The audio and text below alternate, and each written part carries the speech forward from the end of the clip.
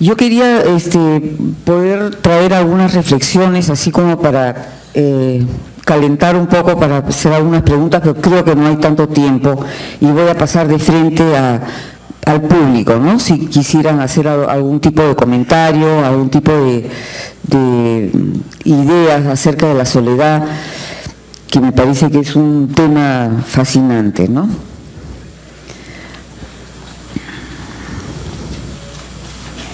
Sí.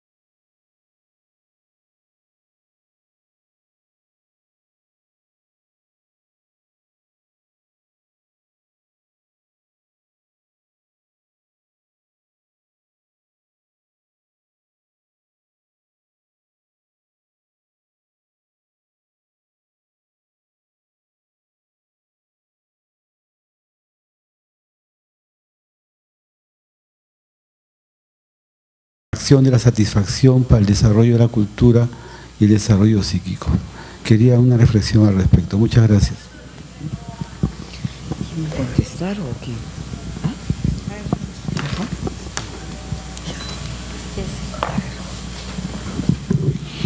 Bueno, se me hace bien interesante lo que comenta. Cuando Carmen me decía que me invitaba al Congreso y que nos tocaba el eje de soledades, duré mucho tiempo pensando por dónde se iba a hacer la soledad, ¿no? Entonces, lo que dice es cierto, o sea, la soledad es parte del ser humano, pero la idea del trabajo viene porque últimamente los pacientes tienen mucho la queja de, es que me siento solo, estoy solo, me siento solo. Y yo lo que se me viene a la mente es, pues es que estamos solos, ¿no? O sea, se me hace como que sí, me estoy quejando de lo que sí es, ¿no? Por el otro lado, la soledad también es la única que nos puede llevar en el momento que no estamos vinculados mágica y permanentemente con un vínculo permanente, entonces podemos pensar, podemos sentir, se abre esa diferencia para que eso surja, ¿no? Entonces nos encontramos con aquello que decía Lacan de que el psicótico era psicótico porque no le faltaba nada, ¿no? Entonces se me hacían dos polos muy curiosos y yo sí creo que el narcisismo, si lo podemos llamar así, es la persona narcisista la que se queja permanentemente de que se siente sola, ¿no? Esté acompañada o no. Entonces, el trabajo lo pensé en función de muchos pacientes que su queja es esa, ¿no? Me siento solo, es que estoy solo, es que fin de semana me fue mal porque estuve solo y solo y solo, ¿no? Entonces, al final es una eterna insatisfacción, ¿no? Se llame soledad a estar solo o soledad a me siento mal, pero es una insatisfacción que no logra pasar a ser creativa. O sea, la soledad tendría que hacer una repetición que lo lleve al ser humano a ser creativo. Y acá no, acá se atora de un modo obsesivo en una queja eterna que no permite que el sujeto camine hacia adelante, ¿no? Así pienso.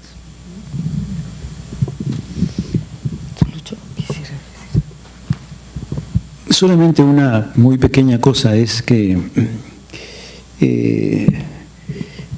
si nos atenemos a lo que entendemos por narcisismo, efectivamente el narcisista se mira a sí mismo, mira su imagen reflejada.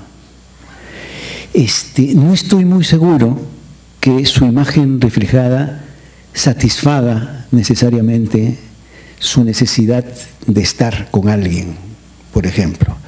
Menos aún creo que la necesidad de poder compartir, ¿no? Encontrarle sentido a su vida, además a través de un vínculo, cosa que es importante, porque creo que se mira a sí mismo, solo mira el reflejo, y si mira el reflejo no mira nada más que a sí mismo. A menos se me ocurriría una cosa así, ¿no? Entonces, pienso yo que la soledad bien entendida es distinta. La soledad bien entendida sí supone un contacto interior con figuras internalizadas también. De eso nos podemos sujetar a lo que dice Winnicott sobre la capacidad para estar solo. ¿Bien?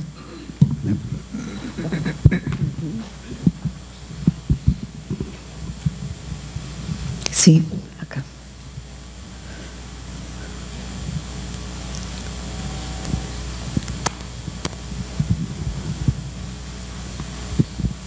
Gracias. En medio de esta soledad del auditorio y de las ponencias también, que creo que nos evocan una imagen de, casi diría yo, como de un color en blanco, me atrevo a preguntar en la segunda ponencia del doctor Luis, ¿cuál es la propuesta o cuál es el concepto de creatividad con respecto a la soledad? No me quedó muy claro. Gracias.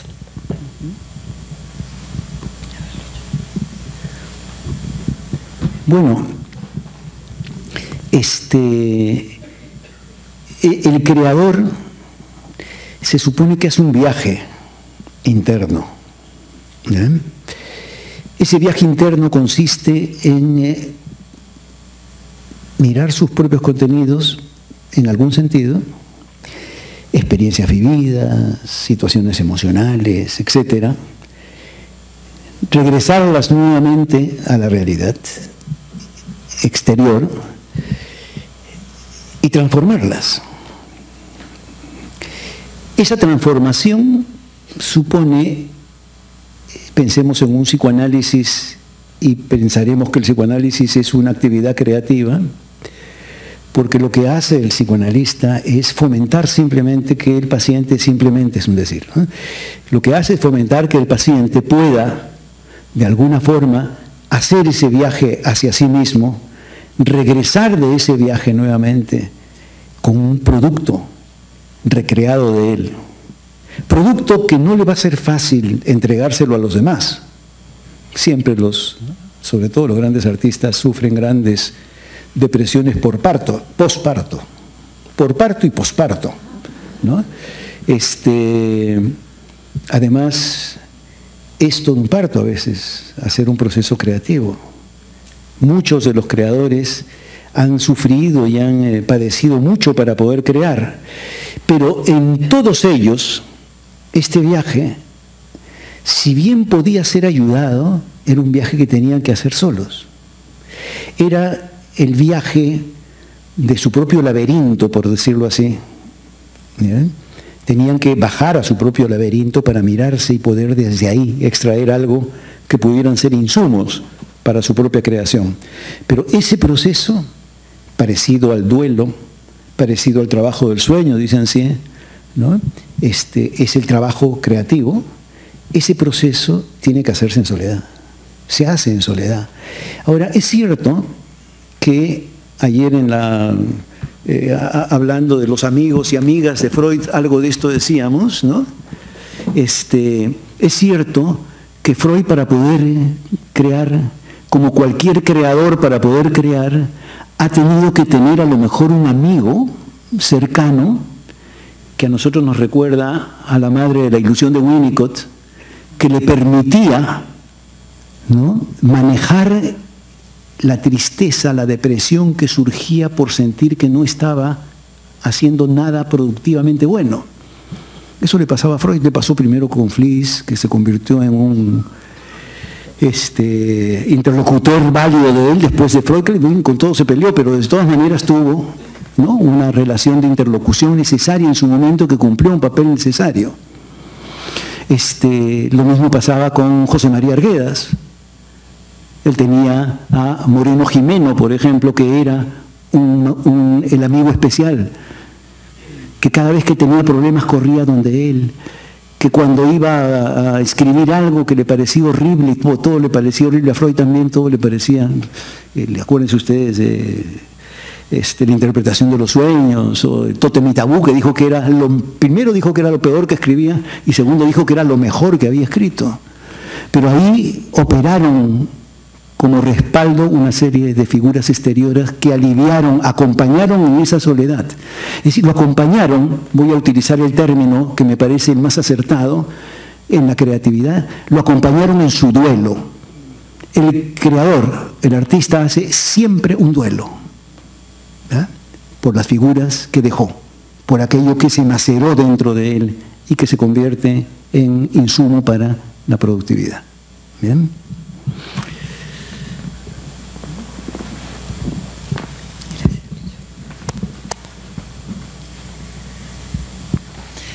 Bueno, yo quiero agradecer las dos ponencias, me parecen bien sugerentes, invitan a reflexionar sobre la práctica clínica. Yo trabajo con niños, con adolescentes, adultos y con adultos bien mayores.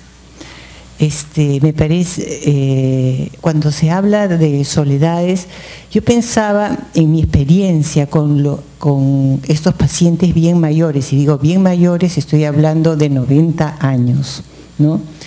De cómo el encuentro con ellos, la intimidad que se desarrolla con ellos, hace que vayan recuperando. O sea, en determinado momento pueden sentirse muy solos, pero en el diálogo con ellos van recuperando el recuerdo de estos vínculos y como que de nuevo se va poblando su mente de esos vínculos afectivos y recuperan vitalidad, ¿no? Entonces, eso es lo que quería comentar, ¿no? Cómo al hablar de soledad, a veces hablamos de pacientes o de sujetos ubicados en determinada edad y nos olvidamos de cómo se desarrolla este espacio de relaciones en personas más mayores, ¿no? Gracias. Oyendo lo que hemos estado platicando, a mí se me ocurren varias cosas. O sea, soledad, voy a referirme un poco al trabajo, no es que esté solo, físicamente solo. Hay gente que puede estar solo y está acompañado, o sea, hay una parte que tendríamos que hablar como el mundo interno, ¿no? Por eso hablaba yo de las representaciones. Cuando Green habla de las representaciones, se necesita que el objeto concreto como tal no esté para que se pueda, en su ausencia, armar una representación, ¿no? Esa representación es la que puede hacer que uno se sienta acompañado aunque no haya nadie alrededor, ¿no? La dificultad entonces estaría en que el aparato psíquico pueda formar la representación, ¿no? Hay muchos aparatos, hay mucha gente que en este momento no logra armar representaciones y nos encontramos con pacientes. Yo tenía una paciente que solía hablar a mi consultorio, contestaba una grabadora y colgaba. Entonces yo le decía, bueno, ¿y por qué hablaste? Es que a la hora que oigo tu voz me tranquilizo. O sea, él no tenía la representación que le permitía en un momento de soledad evocar una relación que existía a través de la representación. Que eso es lo que Green dice, que la representación le permite al sujeto tener una manera diferente de una relación objetal, porque Green decía que la relación que se tiene con el objeto pasa ahora a tenerse con la representación.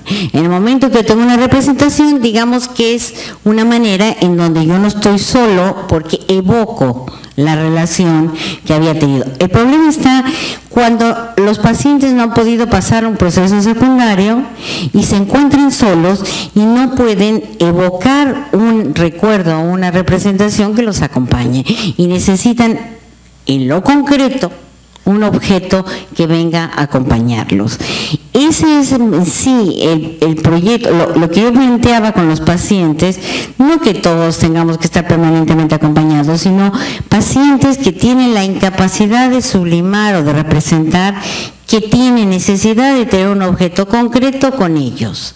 Y eso hace todo más complicado. Son los que hablan, y ahora con los celulares y los WhatsApp se aparecen por todos lados, ¿no? Porque no toleran la ausencia que les permitiría si hubieran podido tener una representación. De acuerdo a todo esto, estos pacientes son aquellos que no pueden separarse de la madre, o que la madre, el primer objeto se les fue demasiado pronto. Cualquiera de las dos no permiten las representaciones, ¿no? Yo quisiera agregar algo a lo que está diciendo Olga, me parece bien importante, ¿no? Creo que el núcleo de la soledad en términos de desolación tiene que ver mucho con una suerte de decatexia del objeto primario desde un inicio muy temprano, y eso se ve en el setting analítico, ¿no? Esto es bien importante para la técnica, porque si hay un paciente que viene y no trabaja, no asocia, no representa, uno le puede interpretar la agresión y la cólera, ese analista está yendo por otro camino. Eso es lo menos importante. Es el setting analítico, como dice Olga, ¿no? El analista que no reprocha, como nos ha dicho Lucho en su trabajo, ¿no? Como con Miguel, Lucho lo acompañaba a que Miguel en el diván, digamos, se envolvía, y Lucho no lo interpretaba, lo acompañaba. Es eso que parece que no es tan importante para este tipo de pacientes, es las catex, es como una especie de un nuevo comienzo con alguien que lo inviste emocionalmente. De ahí, ya después de un tiempo, podrán pasar de la no relación a la ausencia, de la ausencia a las representaciones, en fin. Pero esto creo que es clave diferenciar.